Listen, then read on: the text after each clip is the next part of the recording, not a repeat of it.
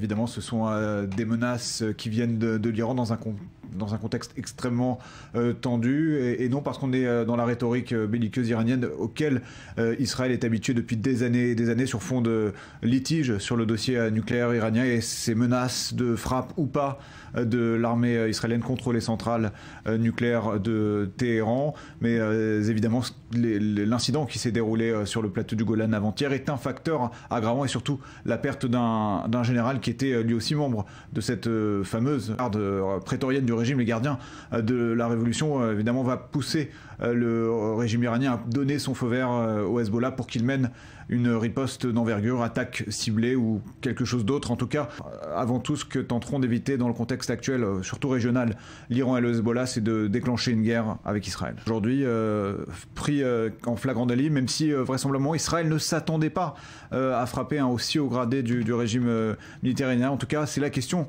qu'il faudrait peut-être aussi se poser aujourd'hui. Que faisait ce général iranien haut gradé sur le plateau du Golan, dans une zone qui n'est pas sous le contrôle ni de l'Iran ni du régime d'Assad? Il y avait, semble-t-il, quelque chose qui se tramait. Cet homme n'était pas là par hasard, mais en tout cas c'est une preuve évidente de la collusion entre l'Iran, le Hezbollah et le régime d'Assad, dont on dit qu'il a laissé le contrôle du plateau du Golan au Hezbollah.